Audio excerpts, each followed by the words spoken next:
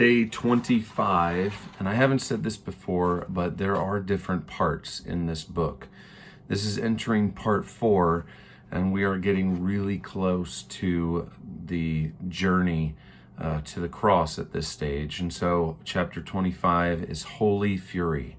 This is when Jesus goes into the temple and overturns the tables, the money changers, the seats of the dove sellers.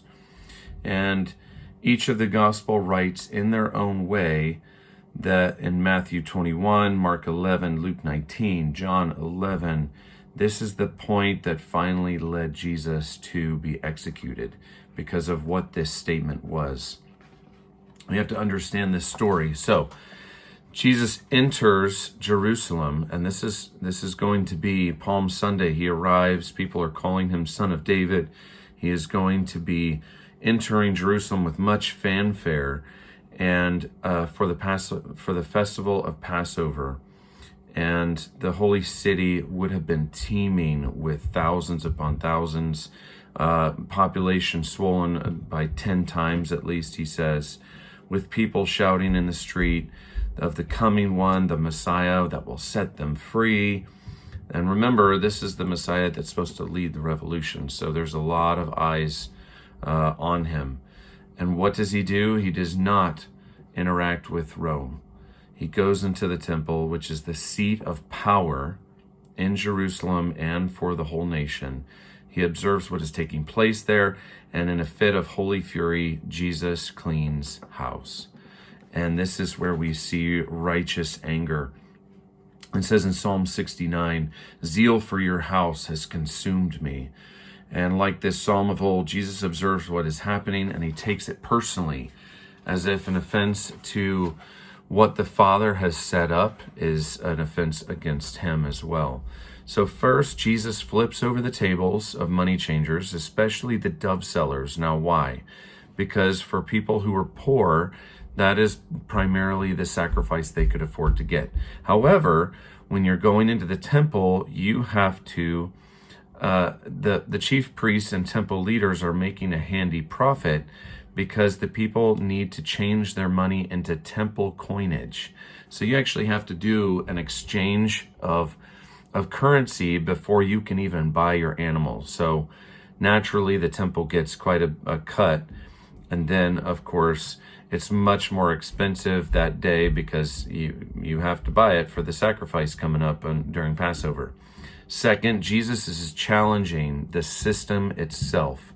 He is intentionally provoking the priests and religious leaders. And of course, they come back at him, and he confronts them with confrontations, riddles, and parables. Because why? He is basically saying, you are the heart of the problem here, and you are using the temple for your own gain. And this is my Father's house. And finally, the corruption of the temple system that Jesus is confronting with such fury is basically what the temple has come to represent, which is, this is our power, and we will overcome Rome. We'll stand against Rome. And so he is saying and reminding them, this is supposed to be a house of prayer for everyone to share, for everyone to be able to have a relationship with me, and look what you've made it into. I mean, that is the stark contrast that we see in Jesus itself. In the Old Testament, it's transaction, and yes, that is what the temple has become. And this new way is primarily relationship, and that's to be found through prayer. And so he calls it a brigand's den, and he basically proclaims that the temple will now be judged. Now, this is a huge, huge proclamation because in Mark 13, he says, you see this enormous building, that not one single stone will be left on top of another. Now, of course, there will be rubble.